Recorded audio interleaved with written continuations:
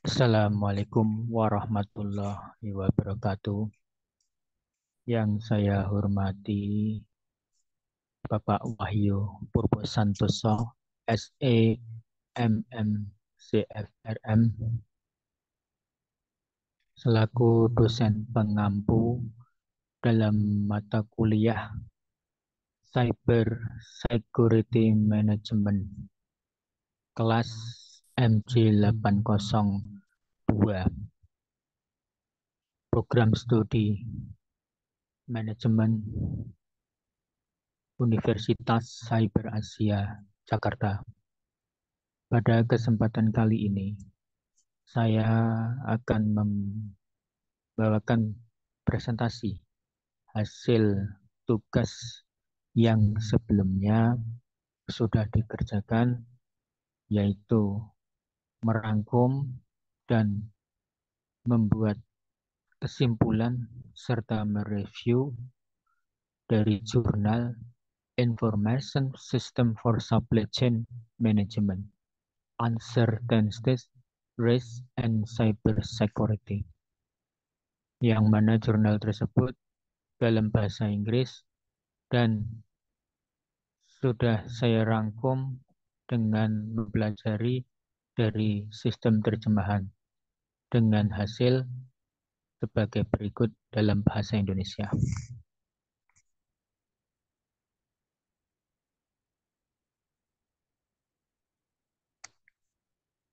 Abstrak perkembangan ilmu pengetahuan dan teknologi (IPTEK) yang cukup pesat sekarang ini sudah menjadi realitas sehari-hari, bahkan merupakan tuntutan masyarakat yang tidak dapat ditawar lagi.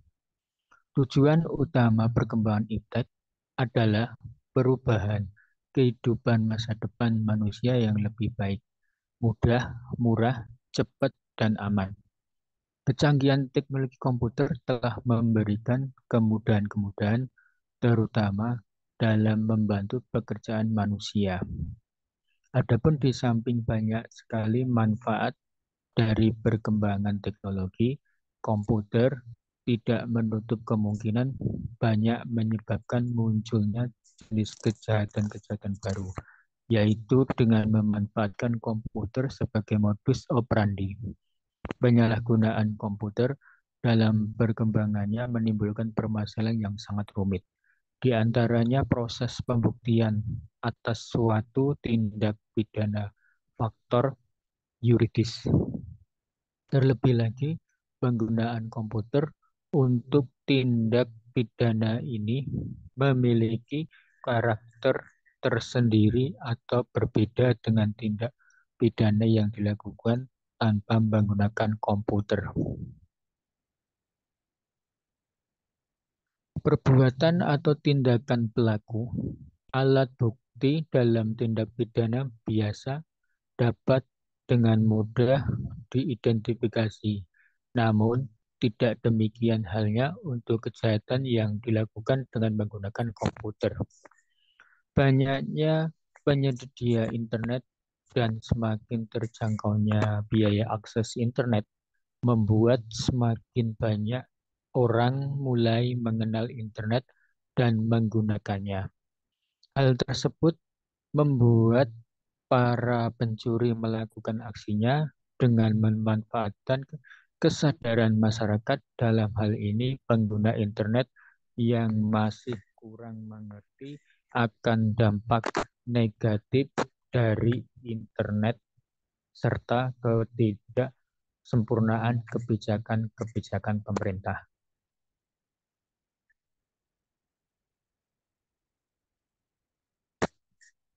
Selanjutnya, untuk pendahuluan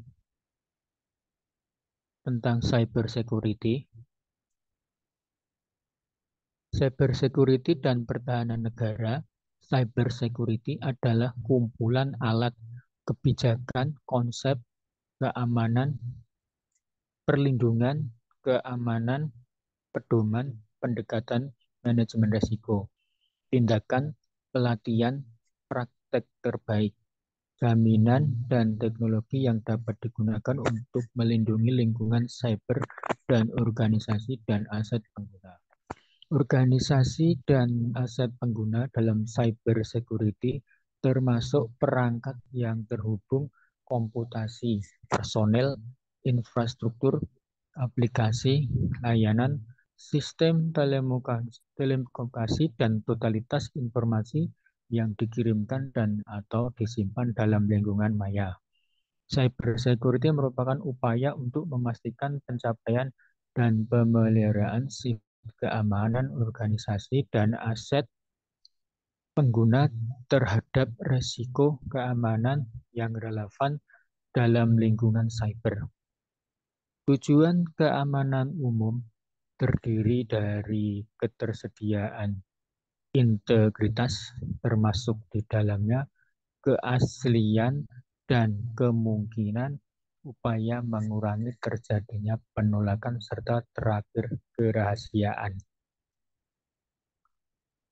Global security dibangun di atas 5 bidang kerja. Kepastian hukum atau undang-undang cybercrime, teknis dan tindakan prosedural atau pengguna akhir dan bisnis, atau pendekatan langsung dan penyedia layanan dan perusahaan perangkat lunak. Struktur organisasi atau struktur organisasi sangat berkembang, menghindari tumpang tindih, capacity building dan pendidikan pengguna, atau kampanye publik dan komunikasi terbuka dari ancaman cyber crime terbaru.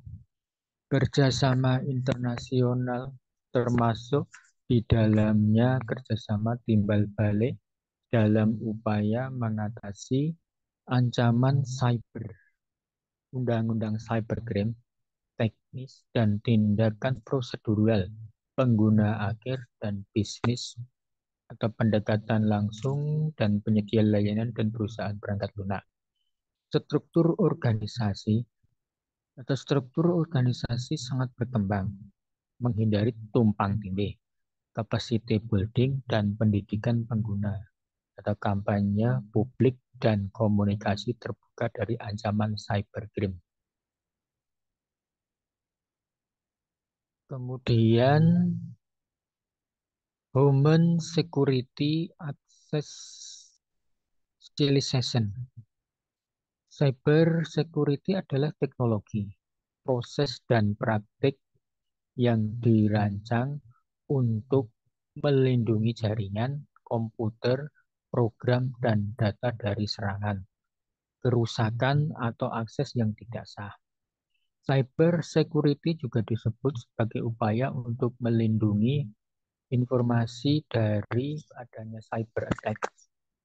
Cyber attack dalam operasi informasi adalah semua jenis tindakan yang sengaja dilakukan untuk mengganggu kerahasiaan atau confidentiality, integrity, dan ketersediaan atau availability informasi. Semua perusahaan yang bertransformasi dari data berbasis digital sangat dianjurkan untuk memperhatikan dan menggunakan cyber security dalam menyimpan, mengakses, dan mengambil informasi penting. Melindungi informasi dan data merupakan kebutuhan sebagai besar perusahaan dan instansi pemerintah di seluruh dunia. Karena data merupakan aset berharga dari suatu perusahaan dan bisa menjadi masalah di kemudian hari apabila data tersebut jatuh ke tangan orang yang tidak berhak.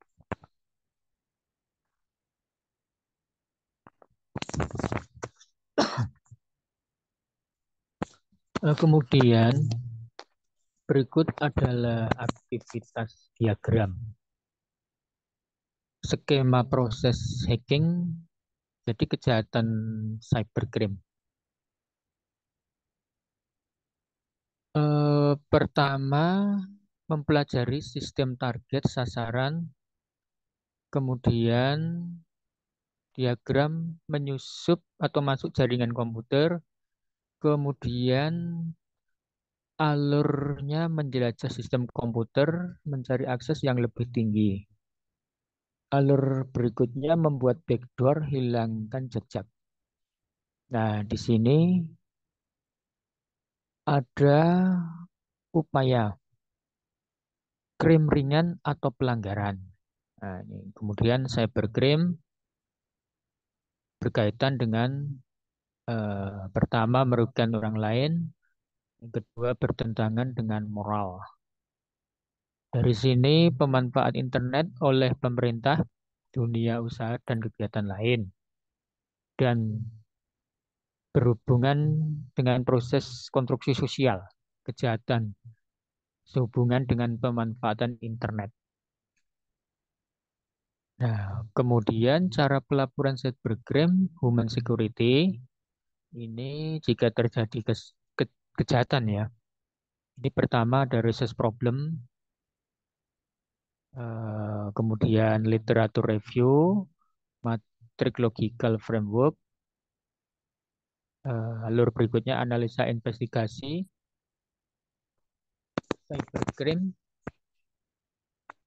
dan selanjutnya implementation framework development report cybercrime. Kemudian yang terakhir conclusion.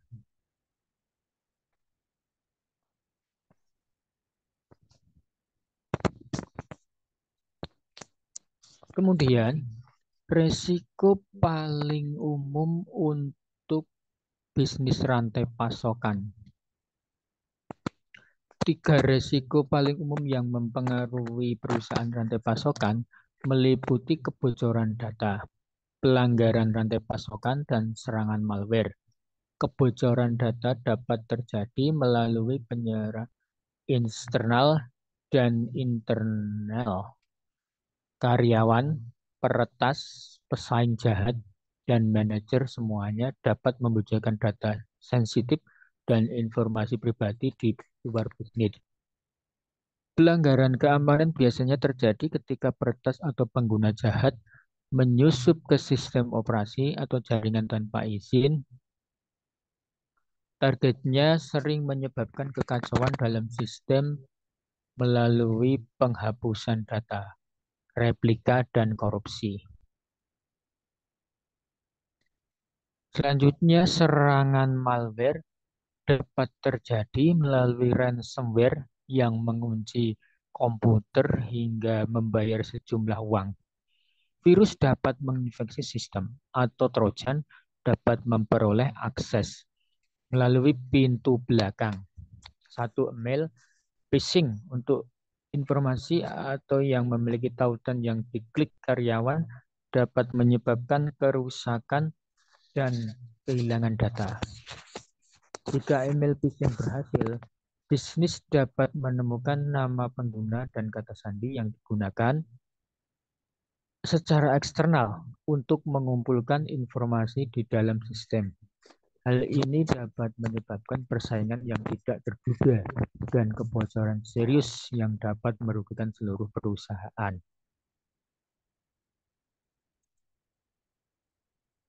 Selanjutnya, manajemen risiko keamanan. Manajemen risiko keamanan merupakan proses identifikasi ancaman, kerentanan, dan dampaknya bagi perusahaan serta identifikasi penanggulangan yang sesuai dengan mengurangi risiko sampai ke batas yang dapat diterima.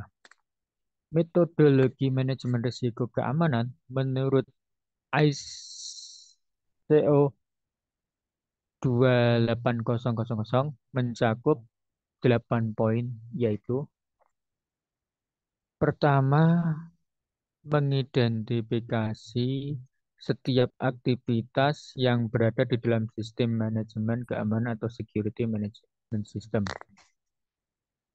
Kedua, mengidentifikasi pengendalian keamanan dan tindakan penanggulangan saat ini. Ketiga, mengidentifikasi skenario ancaman keamanan. Keempat, menentukan dampak potensial jika skenario ancaman keamanan benar-benar terjadi. 5. Menentukan kemungkinan terjadi hal tersebut yang ditentukan oleh pengendalian keamanan dan tindakan penanggulangan saat ini. Selanjutnya, menilai apakah pengendalian keamanan dan tindakan penanganan sudah mencukupi. Kemudian, jika pengendalian keamanan dan tindakan penanggulangan belum mencukupi, kembangkan dan implementasikan pengendalian keamanan dan penanggulangan tambahan atau membuat rencana keamanan atau security plan. Kemudian yang terakhir, ulangi prosesnya. Nah, menjalankan metodologi ini secara reguler maupun ketika terjadi perubahan signifikan pada lingkungan operasi memungkinkan perusahaan untuk secara proaktif menilai resiko dan memperbaiki program keamanan secara terus-menerus.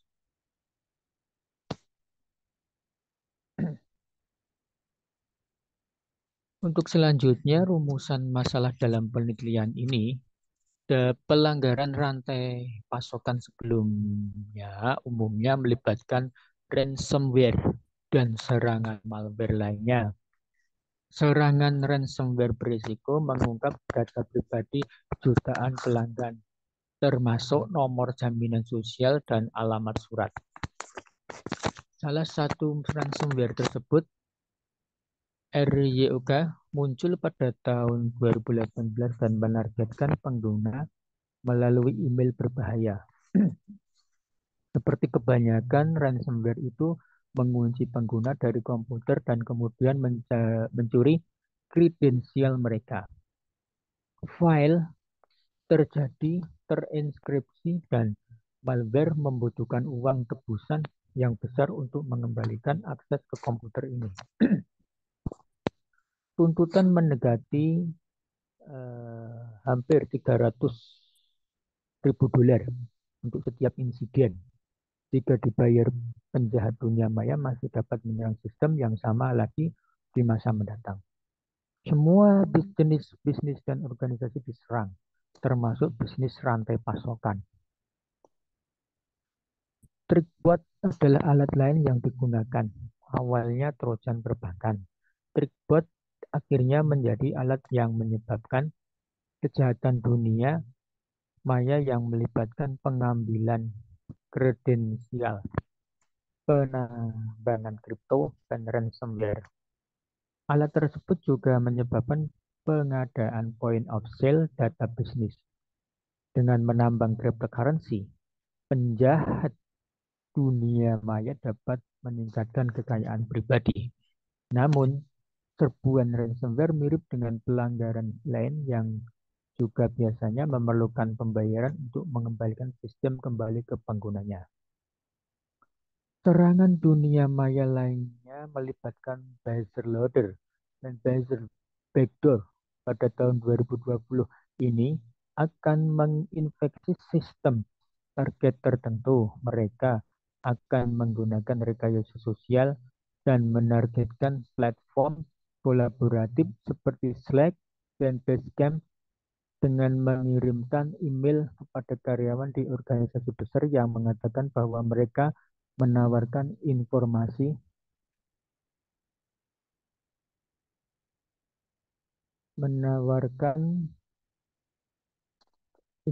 penting tentang kontrak, layanan pelanggan, faktur, atau penggajian.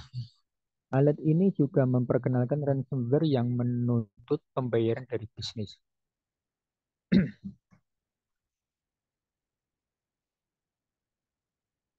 Kemudian, variabel-variabel dalam penelitian, 4 langkah berikut dapat membantu perusahaan menerapkan strategi keamanan cyber untuk meningkatkan pendekatan manajemen risiko rantai pasokan.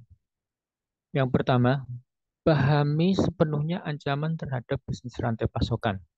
Langkah ini mengharuskan tim untuk sepenuhnya meninjau, mempelajari, dan melacak semua pelanggaran rantai pasokan, kebocoran data, dan serangan malware yang mempengaruhi perusahaan.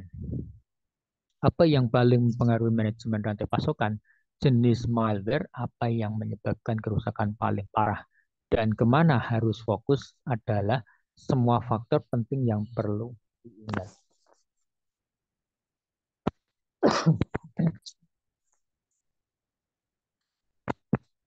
Yang kedua, nilai langkah-langkah keamanan cyber Anda untuk menerapkan strategi berbasis risiko secara memadai untuk mencegah dan menyesuaikan diri dengan invasi sistem. Tim keamanan siber perlu mengetahui tindakan apa yang sudah dilakukan dan mana yang belum. Kerangka kerja ini mencakup perangkat keras yang digunakan untuk mencegah atau mengurangi serangan. Perangkat lunak yang digunakan pada komputer jaringan. Yang ketiga, tingkatkan langkah-langkah saat ini. Setelah memahami apa yang sudah dimiliki dan memilih bagaimana alat ini dapat membantu serangan penjahat dunia maya. Kemudian dapat meningkatkan langkah-langkah yang sudah ada. Ini mungkin termasuk membeli firewall yang lebih canggih. Tim strategi mungkin perlu menginstal atau memperbarui perangkat lunak di semua komputer atau mendorong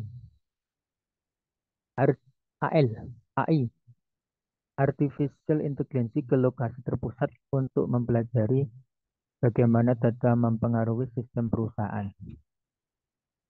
Yang keempat, perlakukan cybersecurity sebagai proses yang berkelanjutan. Setelah mempelajari cara terbaik untuk meningkatkan keamanan dalam bisnis terhadap insiden keamanan, perlu mendokumentasikan, meninjau, dan menyaring umpan balik proses untuk memaksimalkan keamanan cyber selalu berubah.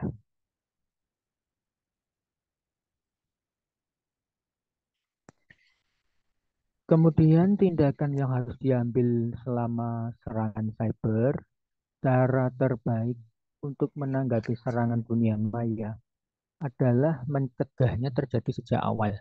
Bisnis harus mengambil pendekatan berbasis risiko multi cabang untuk secara proaktif mengamankan rantai pasokan mereka dari serangan dunia maya.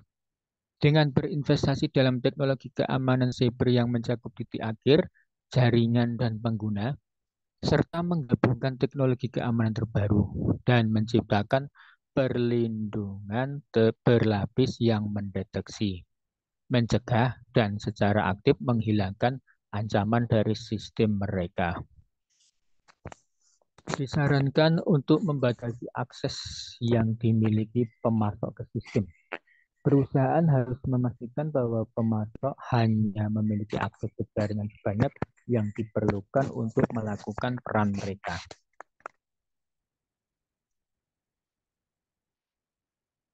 Pakar keamanan siber merekomendasikan 5 tip berikut untuk mencegah serangan siber dalam rantai pasokan.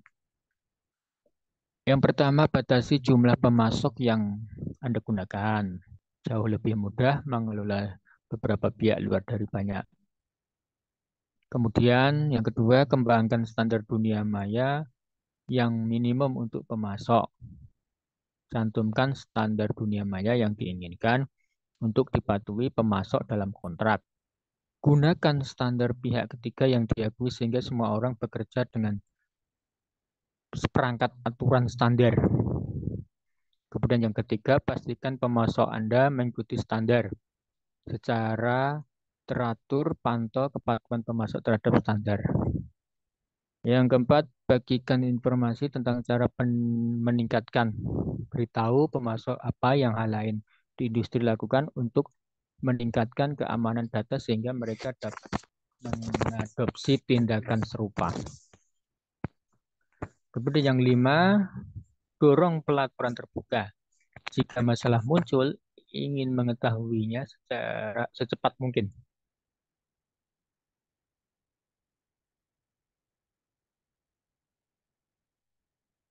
Nah, yang kemudian hasil penelitian berikut melindungi perusahaan dari serangan cyber. Harus tetap terbuka untuk saran tambahan dan mengumpulkan umpan balik dari para ahli. Tim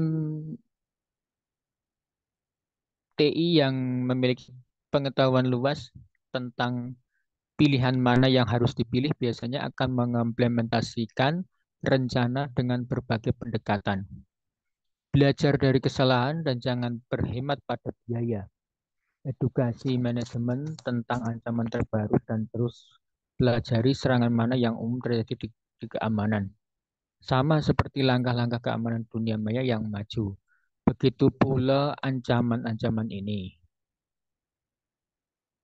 Cyber security dan Departemen Teknologi Informasi adalah sumber kehidupan perusahaan manapun yang ingin mencegah, mengurangi, dan menghilangkan serangan, pelanggaran, kebocoran, dan infeksi malware. Selain itu, jika tidak belajar dari serbuan sebelumnya, pasti akan gagal lagi. Kekacauan yang meluas, tuntutan uang untuk menghilangkan infeksi, dan korupsi data sedang menunggu mereka yang tidak berinvestasi dalam strategi yang solid.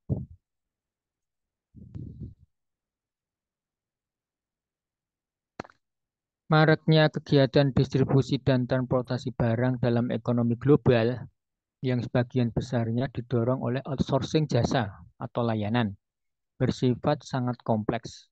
Bahan baku maupun produk jadi yang didistribusikan berasal dari berbagai sumber, baik itu bersumber dari dalam negeri maupun dari luar negeri.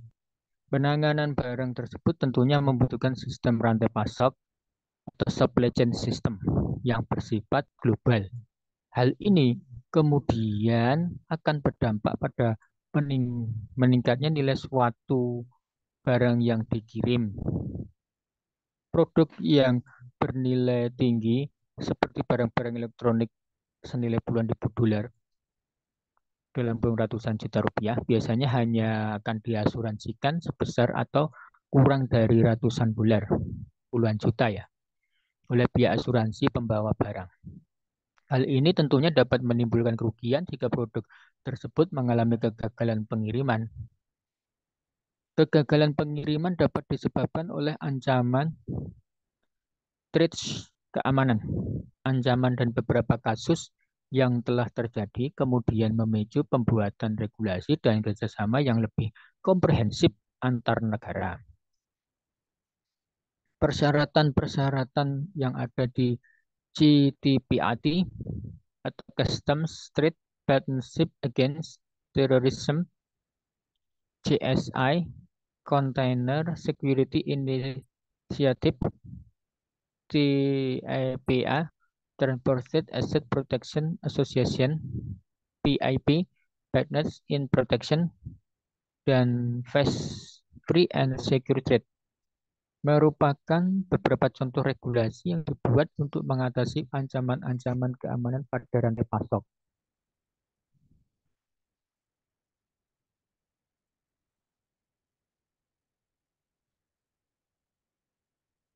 Setiap upaya pengamanan rantai pasok tentunya memiliki tujuan utama untuk membangun aliran pergerakan barang yang tepat waktu dan efisien seiring dengan pengamanan serta terlindungnya rantai pasok dari eksploitasi serta mengurangi kerentanan terhadap gangguan yang mengancam.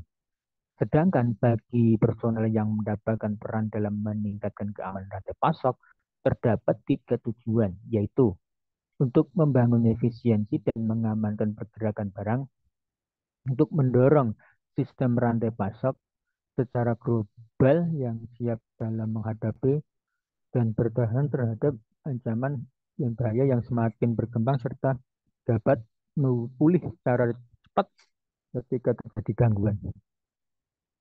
Dengan tujuan tersebut, diperlukan strategi dan komitmen untuk memastikan keamanan rantai pasok serta mengetahui kondisi kargo secara real time dari manapun kita sedang berada.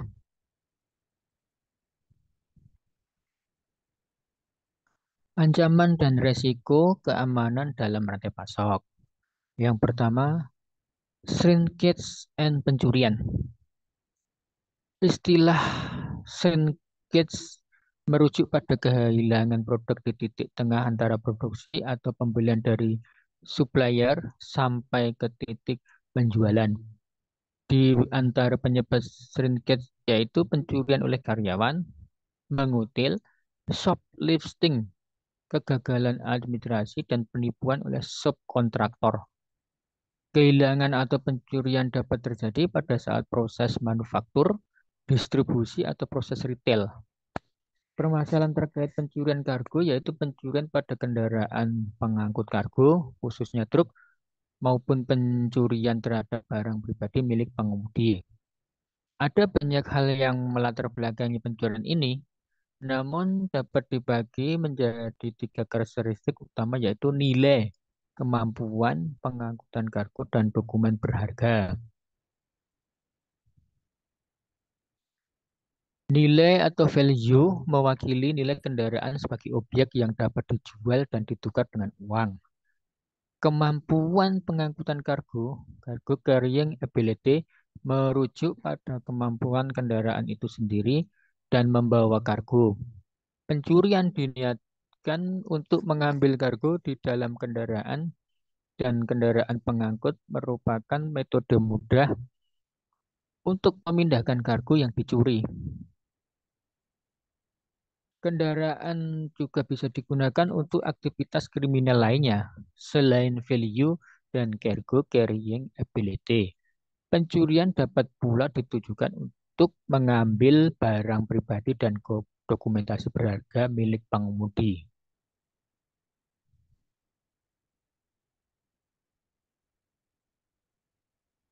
Yang kedua, terorisme. Kegiatan terorisme memanfaatkan rantai pasok untuk memfasilitasi perpindahan sesuatu yang berpotensi mengganggu ataupun menargetkan rantai pasok itu sendiri.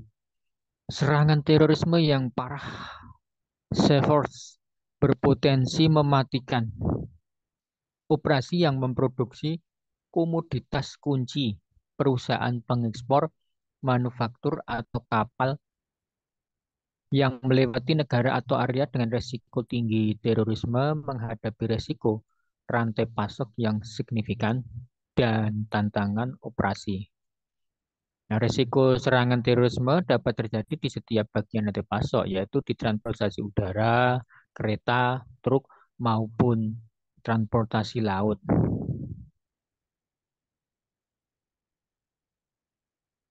Yang ketiga, penyelundupan barang.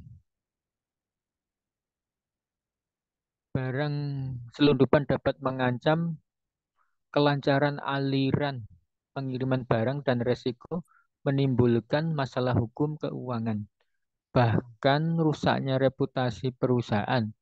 Berbagai metode digunakan dalam menyelundupkan barang, yaitu seperti segel palsu atau shipping container.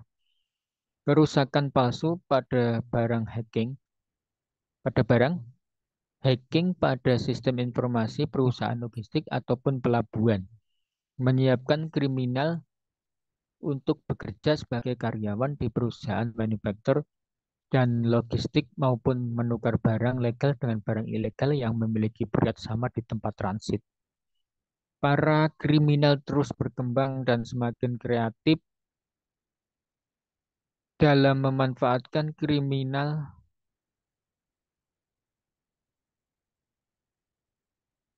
legal untuk menyelundupkan kargo ilegal mereka. 4. Pembajakan.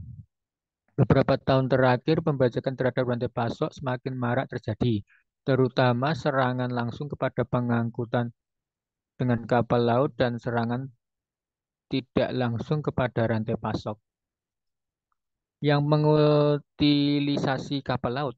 Ancaman nyata ini kemudian menyebabkan pergantian jalur kapal. Pembajakan merupakan permasalahan yang semakin meningkat. Pembajak senantiasa mengubah taktik dan target mereka dengan menggunakan senjata terbaru dan menggunakan teknik yang lebih canggih. Hal ini semata-mata ditujukan untuk meningkatkan rasio keberhasilan. Selain mengancam gagalnya kiriman kargo yang berimbas kepada kerugian finansial, pembajakan juga menjadi ancaman bagi nyawa dan kondisi kru kendaraan pengangkut. Eh, yang selanjutnya untuk kesimpulan, dalam mengatasi kejahatan kriminal yang semakin berevolusi, diperlukan langkah-langkah pencegahan di semua lini dalam rantai pasok sebagai berikut. Pertama, meningkatkan keamanan rantai pasok, menyiapkan protokol keamanan untuk pergerakan kargo, meninjau geografi area yang dilewati, keamanan sistem informasi cyber security, pemenuhan regulasi-regulasi keamanan.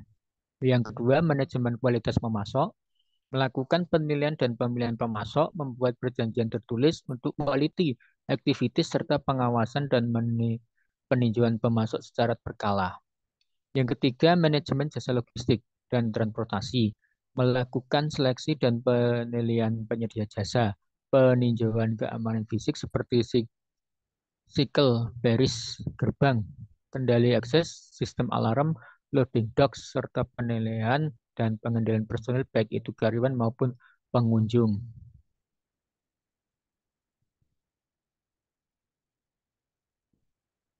Yang empat, membuat program keamanan spesifik, program pencegahan pencurian kargo, program anti teroris, program pencegahan penyelundupan, dan program anti pembajakan.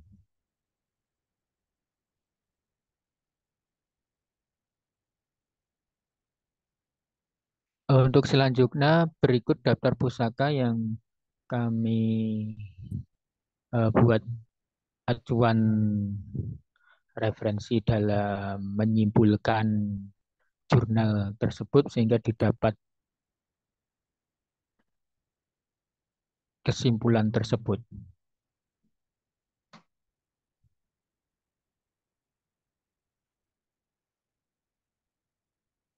Eh, Demikian kepada Bapak Wahyu, saya ucapkan terima kasih atas perhatiannya. Eh, untuk tugas ini yang bisa saya sampaikan. Mohon maaf jika ada kurang dan kelebihannya. Sebelumnya saya ucapkan terima kasih. Pada kesempatan ini saya ucapkan sekali lagi terima kasih untuk tugas akhir semester ini dalam memenuhi mata kuliah Cyber Security dengan kegiatan UAS di akhir-akhir semester ini. Terima kasih, Pak.